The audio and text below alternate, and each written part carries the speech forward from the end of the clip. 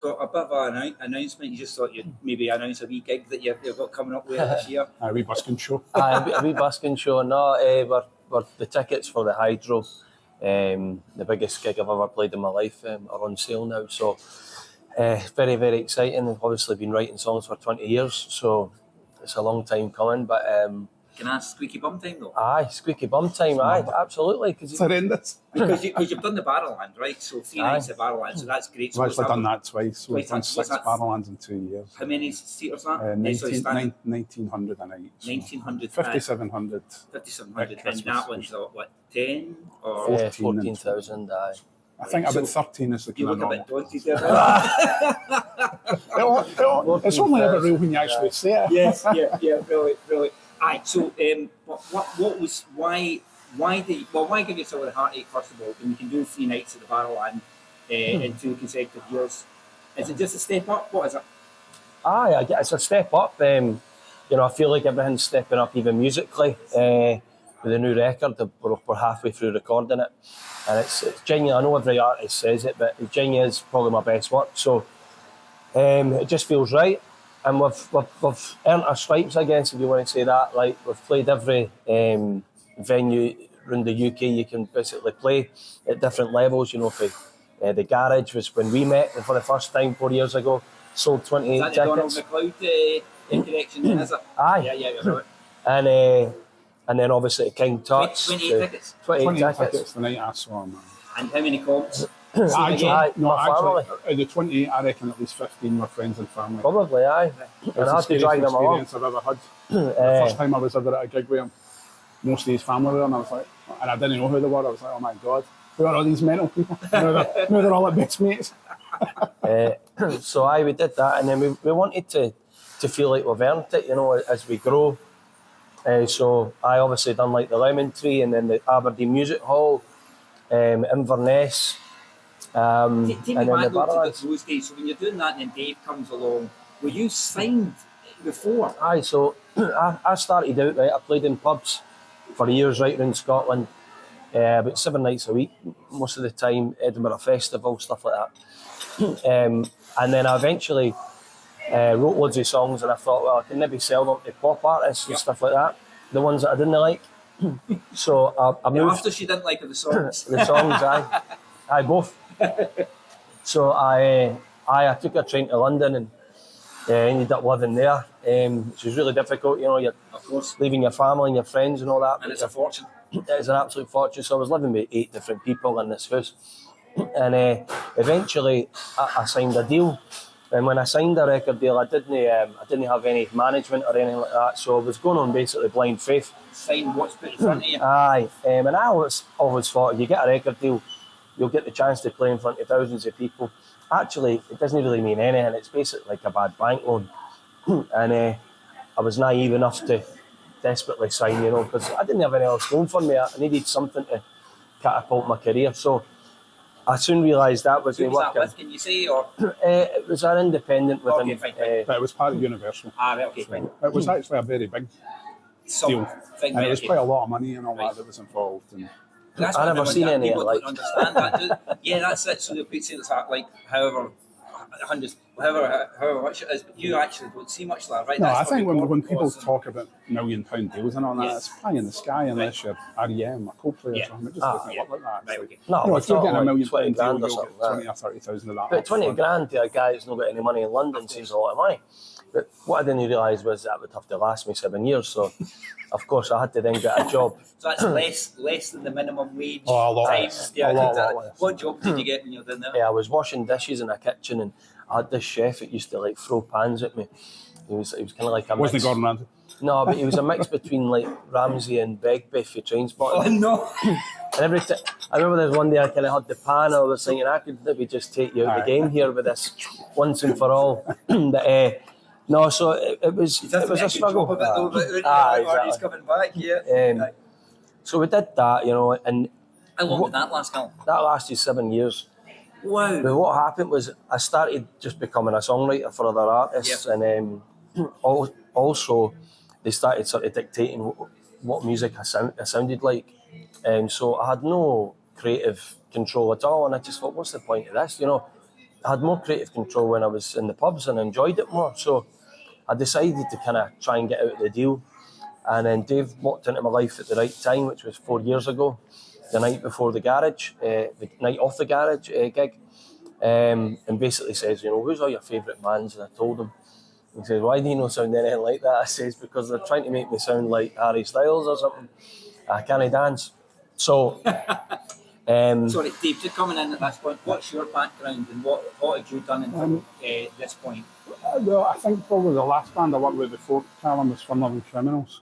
Oh, right. And I kind of had a label and done, I've worked for pretty much every label in the country on and off, and worked with loads of different people, UB40 and Madness. And I've done a lot of really amazing records, and when I found him, I wasn't really looking for anybody. Right. I actually only really went to see you as a favour to somebody that a mutual friend that we had.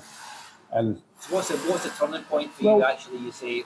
To be honest, the turning point was before I even saw him play. I knew by the time I'd left Sleazy's and walked across the road that it was going to happen, and at that point he had other management.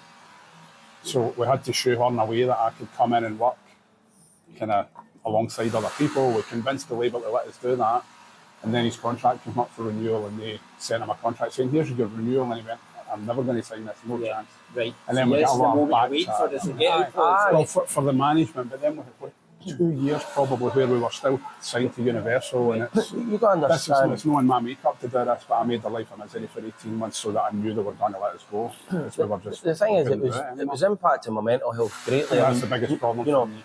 The reason I started writing songs is because it's therapeutic to me.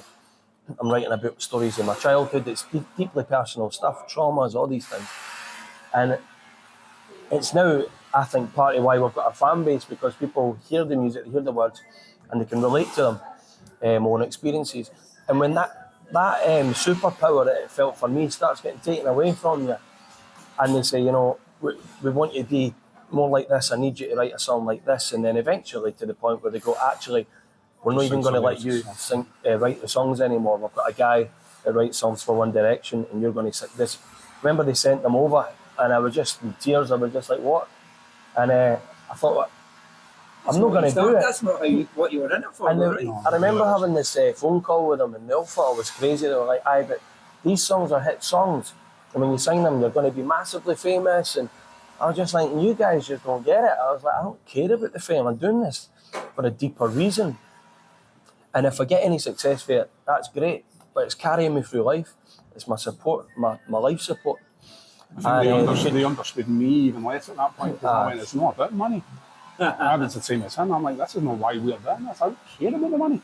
Because I just believe the money's a natural byproduct for the. And I didn't believe we'd ever see it anyway. So that's true. We'd never get paid even if I'd made a fortune.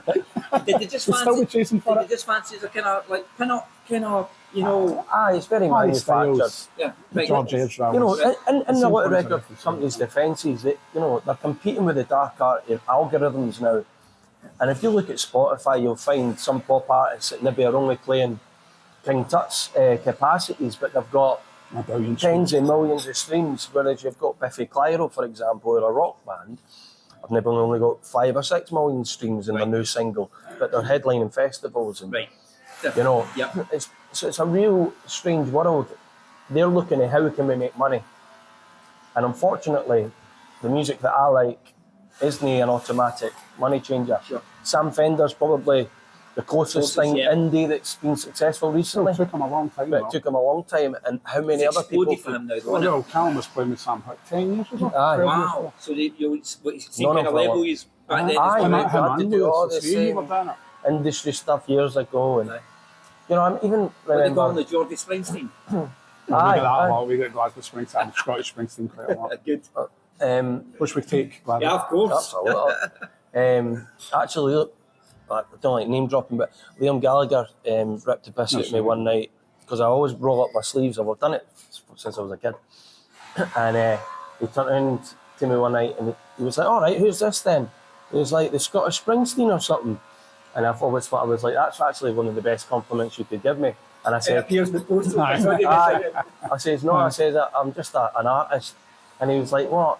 You fucking 1A or something, mate? And I was, anyway, he was brilliant. And where did you meet him? Was that a transfer? No, he was playing at Hampden Park, and I'm pals with his drummer, Dan, and I just got invited to the after show. And so I ended up only being the three, though. I ended up being the three as we just he invited us to his hotel room and we just partied there because there was so many folk about. He was like, let's get out of here. But I must have left an impression for him to invite me, so that was nice. That's my claim to fame. Scottish Springsteen and Money. Not bad.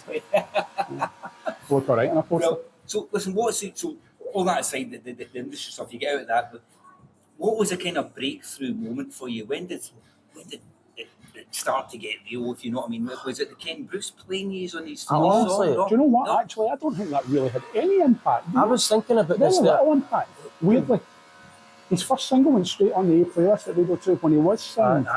And then, well, what happened was the label put the single out. They get massive amounts of coverage and they had no follow-up because they never believed it was going to happen. So then it's like, my God, we need to write a song, get in the studio, do this. They had no clue what was happening. Even like Salamander Street, which would be seen as maybe a breakthrough record, yeah, they didn't even want to put that on the album, and I begged them. I said, look, this is like one of my most special songs. I've had it for, at that point, 12 years. I'd had this song since I was busking in the street. And I begged them to let me put it on the album. It never fitted with anything because what happened was I recorded an indie record and then they told me to go to Berlin and record it with a dance DJ. So, and I was desperate to hold on to the deal because without it, I was back to square one. Honestly, I could go on forever. Yeah. But that song made it and it was track 16 or something. They were like, well, you can put it like towards the end or something. And I'm like, all right. I think it's still track 16 on Spotify, is it? It's right down at the bottom. And then for some reason, that's the one everyone gravitated towards. And then they were forced to put it as a single. And it was kind of like, it was really nice because it was like, no, I do know what I'm talking about in terms of validation. And I was like, do you know what? I think these guys are wrong and I'm right. Yeah. I'm thinking just because you're in a high place in an ivory tower in the music industry, if you want to call it that, music business, you know, it doesn't mean that you're right all the time. And you know, I'm creating that, so I have to believe in what I'm creating. You know. So it was a turning point, but they still wanted to go back to their old flaws, and I was just like, I need to get out of here. So luckily, Dave managed to sort of find a way of doing that. The people that be following you, but for people who didn't know you and were hearing that, going like, it's a prick up the ears. I think everybody now, even if people don't know who he is, they still know the song. They hear the song and go, oh my God, that's your song. You know, I think the turning point really came at the point where we knew we were getting out of the deal. Everything changed when we became independent. I don't even really understand why, but it was just like all of a sudden we could sell tickets. We did 2 sold-out shows at SWG3, you remember? And that was a big turning point. I think that's 3,000 tickets that week, and that was because we just put it on, not really knowing. Straight for TikTok and that. I mean, look, you've got like the internet and TikTok and all that, and again, you don't know if it's in the world. All the numbers are fabricated, right? Yeah, exactly. See, and I know that for a fact. Yeah. I mean, everyone buys them in, right? Totally, man. I don't know. Sorry, an actor pal was telling me that an actor pal, he knew he got in too many, and all of a sudden this week, Glasgow actor was the #1 trending actor in the world. You know, like above Brad Pitt and all that kind of stuff. But you're floating the doors off. You know? But even like the TikTok, it doesn't make any sense. I think at one point I had like 100,000 followers on my TikTok 2 years ago, and I was like, I've had Facebook for 20 years, and I've only got 60,000, but I know they're real. They're real people. I was thinking, so that's just nonsense. But also, you know, I've got friends that are on TikTok, they've got 3 or 4 million followers, and they're asking us, like, how do you sell tickets for a gig?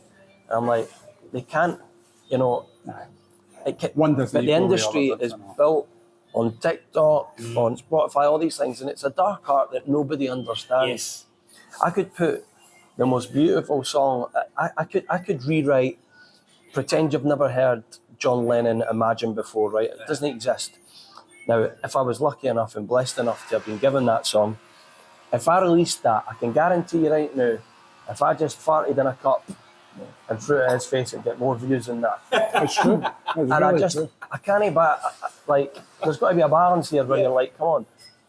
So that's kind of just where the world's at the minute. So you just got to try and find ways of navigating your way through that, but with keeping your integrity and everything you believe in, you know, which is music. It's all about music for me.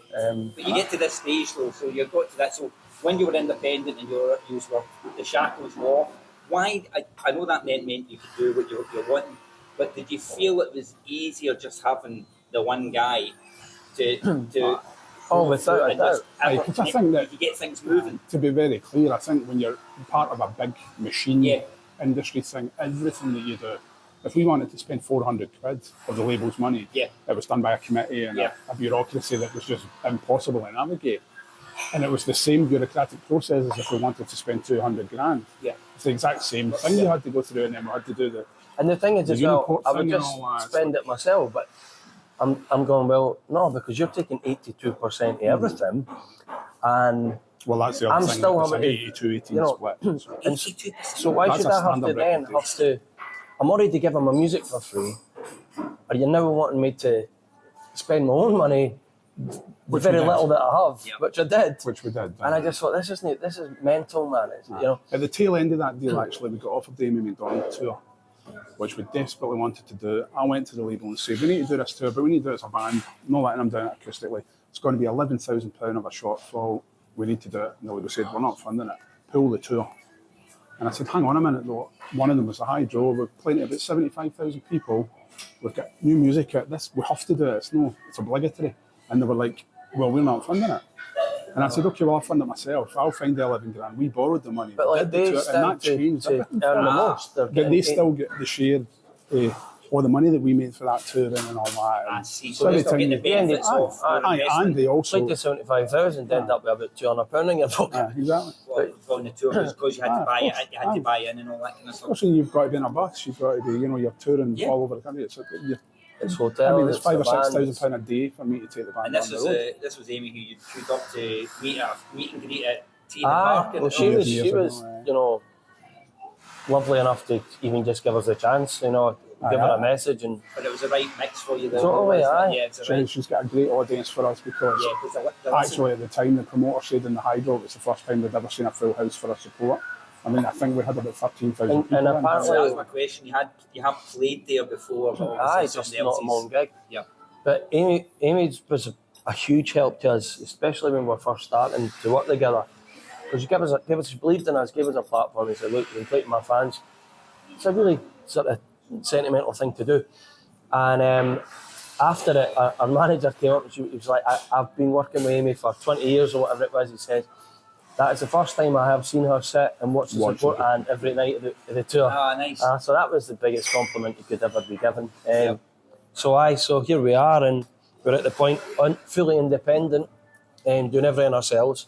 But I like it that way, you know, I can be creative and write the songs that I want to When write. will you be able to relax with this Hydro thing? Never. hanging over you? Right out. Well, we sold 14,000 I was going to tickets. say, if you get to that magical number, Right. will you be able to actually just right, Nah, okay, probably but not. No. That's not really in our makeup. Is Nah, it? it's All just we'll be that, doing is like- going, what's the next run? Right. What we're doing How now. do we get to Hampton? Yeah. Brilliant. You've got to be like that. That's what That life's is how about, we are. you know. It's like, you've got to just try and... Sometimes at the expense of no enjoying the moment maybe as much as we should. There are times where we stand back and go, no, we need to take the time I to know. appreciate putting this on sale or whatever and how There's plenty we've of time. managed to do it in quite a There's plenty short of time space for of that. time. You know. Years to come. And we've got magic numbers that come for that. You know, if you hit 6,000 tickets and then you hit 9,000, so we know where the milestones kind of markers are come. right. So I don't need us. I wouldn't tell him that, but we do. I can just write the tunes and hope they're good. And Well, you're doing that. I mean, I think that I'll send you through some of the demos that we're working on, but the new music that he's working on is definitely the best music he's ever had. There's no, I mean, So the way with your fan base and what you have there, so it's not as if you desperately need another Salamander Street because people are then tuned into what you're doing. existing fans, I think. I mean, but, the but we've got thing songs is- that are much bigger and better than Salamander Street on this record, though. Oh, that absolutely. Well, we know they're going to go into the English market and the American market. And I think you've got to understand as well, from a creative perspective, it's like, it's a moment in time, these songs, you know, it's Right. like, you can't, as soon as you try and recreate something, you're going to hit the bar. I can categorically tell you that. And I feel like this is a great example, and I really hope he doesn't call me out on it or make me feel bad, but I'm going to say it anyway, because it's not his fault. But that is the classic thing of what the record industry, in my opinion, has done to a lot of ballad singers. I'm not going to say who it is actually. Right. But they're trying to have that same song over and over again. It doesn't work. Yep. Because you can't, it's a moment in time. These songs land on your lap. You can't just go, right, we'll just write another one of them. I think it's not just that. I think that the people who are having to sing the songs, and I know who you're talking about, and I think I do they as don't, well. they don't really want to it's do not that. fair. They're doing it because that's what I know they they're don't. told they need I've to never do. asked them, but I know deep down in their heart that they want to do something else. Because that's what growth is. Yep. And they're so talented and they deserve that opportunity. And I believe that a lot of record labels are just holding that back. It's like, let them explode, let them be the greatest musical artist out there.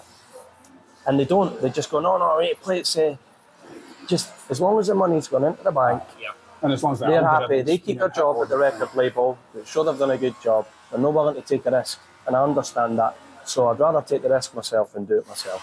Yeah, no, absolutely. And we're completely, fully independent, so we own everything That's the way going you do it. forward. I remember the Flamers when It's a similar thing actually to what they do. And I remember them saying, well, you don't have to Very sell the similar. same amount of records to make more. Well, I think that's the thing about the deal that we had. For us to have broken even, we'd probably need to sell 800,000 or 900,000 records to break even. For us to break even there, if we sell 10,000, we're making money. Yeah, right, exactly. If we were lucky enough to sell 800,000 or 900,000, would be, nobody even buys you know, music now, tens so of you're never millions. going to sell 900,000 records. Yes. You know, which I guess is another flaw as well, because They shouldn't spend that amount of money if they know it's never going to come back in the door. yeah. Couple of things before we wrap up, guys. I'm not moaning about the whole thing, by the way. It's more just an insight to like, it's if there's any artists out there that are like myself, that are up and coming and they're So they need try- a guardian try to do angel, something. do they? like, you just need to be careful, and I just didn't want the same thing to happen because there's so much Scottish talent, especially. I just do not want the same things happening to them that I've went through, because you know it can be avoided. Yeah. Callum, just briefly, you were over the Tartan Army in Munich. Look, I was there as well. It was great, wasn't it? Oh, it was incredible. Aye. I mean, They ran out of beer. I was on the first day. You just seen these staff like running around the gardens and in the streets with like 15 lagers in their hand, and eventually I think they didn't even know who was getting charged, and but it was brilliant. And the fans were absolutely. There was no trouble. Everybody was brilliant. Aye, I did. Did you? It was great to have Bob was kicked, as obviously. Oh, sorry. Actually, I didn't get to the game. Right. No, the Germany No, you ended game. up watching it. I ended up watching it in the park, and I mean, we gave it the big chat at the start. Let's show them that the Scots can bring the atmosphere. So everybody's singing like that for about 3 hours, right? And within about 10 seconds or like 20 minutes or something, it's 3-0 down, and we're all sitting there going, Going "No, for an this early flight home. it's like the awkward walk out the place," and all the Germans are like, "Well, that didn't last long." There, like, no. And just briefly, I could just ask you, are you happy about things, or excited about things over Ibrox just now? Aye, I mean, it's a funny. Optimistic? Well, aye. I mean, look, I'm kind of like quite empathetic, and I don't like seeing anybody lose their job. It doesn't matter what team they play for. You know, they're all professionals at the end of the day, whether it's Celtic, Hibs, Hearts, Rangers. But I think it wasn't really working for a long time, and something had to change. And time will tell. I didn't believe this whole thing of like, if you get Mourinho in, suddenly everything is better. Sure, they've got different ways of doing things, but I think it depends on. For example, if Dave managed Arcade Fire, you know, maybe he wouldn't do as good a job, or maybe he'd do a better job. It's like it's relationships, and I think it's the players need to buy into what's happening, and I think the most important thing, and it's the same way in the music industry, it's all built on confidence. You know, you've got to build confidence, and I think speaking to ex-players, when they walk onto that pitch, if their confidence isn't there and they feel like the fans are a wee bit, that's when things start going badly pretty soon. Are you happy with the investment that might be coming in though? They might the tie-up with the 49ers and all that, yeah? Exciting. Aye, it's exciting. I mean, it's something a bit different, and I mean, they're going to need money for somewhere, and I've not got any, so... Not yet. No. I'll be on Aki's, we'll be buying no Rangers. No, I think you need to have like at least 2 really successful clubs running in each country in Europe, and so Rangers have to make some changes, and they seem to be thinking outside the box anyway. So that's. And just lastly, just to end up, what will it feel like when you step out? I know you've been there on that stage before the Hydro, but then it's your Hydro and it's your gig for the night. It's your Hydro for the night. I can tell you right now, he'll just be great, and there's absolutely no way he's going to be able to go. There's no chance he's going to be able to go. I'm a big Burn, mate. We're both the same. Honestly, a total softy. Like we were talking about this earlier. When's the last time you beat your great? About 20 minutes ago when I beat you. I was talking to Michelle McManus earlier you were on, greeting in there as well. just greeting in there because she understands what the industry can do to people, and we were just sharing a lot of experiences that we've had. Her story is actually very similar. And we were both crying. It's a beautiful thing, you know. Men should cry. It's important. I think that's the thing about, we support obviously a lot of mental health charities and all that, and I think that's critical to it, that we're very open about it. We've raised like over 700,000 for charities different charities around the country, but it seems to be just about every gig you have something attached to it. We always try and do that. So I do something. we always put the buckets out for charities, and I think people always say to me, "Oh, it's amazing what you do," and I kind of go, "Well, no, really. I think everybody with this platform should be doing something, because they should all be trying to give something back if there are people there that are willing to support it." Like, we're patrons of a charity called Mikey's Line in Inverness. That's a male suicide charity, and you know, I think we're very deep in that whole mechanism with them. And like we brought out a song called "Something in My Eye" and gave a lot of the proceeds. Just listen to that. The that was proceeds for that kind of for Mikey's Line, and then Sam Hewitt. Sam Hewitt and Richard Rankin got in the they book. did that. They did it for us. They'd been shooting Outlander all day and came in and did that at the end of the day. Absolutely for nothing. And they had learnt the song as well. Wow! And they shared it for us. Richard Rankin he's actually a really good singer, man. Is he? I need to get him on stage. I tried to get him into Barrett's, but I think he was busy shooting something. But hopefully Sam will be at the Hydro. Try and sort that out. I might see if I can get him to introduce you. Oh, that would be pretty cool, wouldn't it? He's not the worst looking, is he? The big handsome bugger, isn't he? Oh yes, and he's a great man. Like his heart's in the right place. It'll be great place. watching that and all, didn't we? Just watching them, they didn't actually do anything, but just watching them was amazing. When they came in to do the video, like, it was just really this inspiring, presence thing that was happening. It was weird. It's like really footballers. A bit, aye. I was talking to It's weird. I'm friends with Peter Lovencrantz, and obviously Casper was round at his house the other night there as well. Aye, he's like honestly, just for Peter, but he's some chanter as well. Like they all love singing, but Casper's granddad used to be like the sort of Mozart there, like Denmark. He was telling me, so he was just all night. He was like, "He's that guitar guy," and Peter was singing, and it was brilliant. I think Casper and his dad have got a collection of Martin guitars. It must be, I mean, I don't know, he showed me, it must be 150 grand worth of custom guitars. I mean, they go to Martin in America and get them made and all that. That's And fantastic. Peter loves his music. I love the fact you're above all that rivalry stuff as well. I love the scenes of different art. I mean, listen, folk love a rant online, but like the majority of people like are decent folk. You know what I mean? They can see that it's like, look, I get the rivalry and it's fun for the 90 minutes, and I get all of that. It's like you can't actually hate individuals like genuinely. Do you know what I mean? Because you work beside them, they're your family, they're your friends. Like you're always going to meet someone that, oh, my band are all Celtic fans. Must be good then, at least you had to. I don't love them any less, unless it's the Old Firm Day. Which is usually when I'm touring, and nearly every Old Firm when I'm touring. But no, I didn't hate anybody, and I never How long wished did it to. take you to get over when it's gone bad? Oh, it's been you're very good at absolutely that, terrible. I'm not going to lie But to you're you. good at getting out of it. But 5 minutes after the game, you're done. It's like, Well, I'm not going to start like going into a dark corner and crying, but some people do though. well, look, because the thing is, for football, for a lot of people, it's the same as music is for me. It's escapism, and it has been really difficult, and I have felt like crying in a corner. But you know, but these things always change all the time. You know, it's just moments in time. You know, Rangers will get better. Yep. You know, Celtic might have a bad patch at some point. Face it, the only reason People change, people come and go. The only reason you go and see Rangers is because that's where your dad took you when you were a kid. Aye, if you took you to a different game, you'd have supported somebody else. And I'm I was sure wondering the connection. So was your dad from Edinburgh as well? No, my Mary dad's from Govan. Well, right. Mary Hill, he was born. Is he still around? Aye. So he would take you there. I get it. Right, that's the connection. Right. He's also the connection to the music because his dad had a great collection of vinyl. My dad brought me up on his own, and Listening to kind of videos, introduced me to music and all that. What did you work as at Sparky. Sparky? Right, Still right. is. Yep. So every night he used to finish work, I'd try and put the dinner on, but I wasn't very good at cooking. And I knew he was itching to get the pub, but he would just open this magical cupboard in the living room. It was just packed with Was vinyl. it white? And we used to just listen to tunes all night, and I just became obsessed with the writing credits on the Oh back. yes. And started writing my own songs, begged him to get me a guitar. And every time we went to the bathroom, the toilet, he used to leave his Newcastle Brown next to the couch, so I'd just be like, we'll sip of that. And so he was none the wiser when he came back for the toilet. I was half pissed as well. Don't know what age I was. But that's Legal age. legal age. Absolutely, definitely not.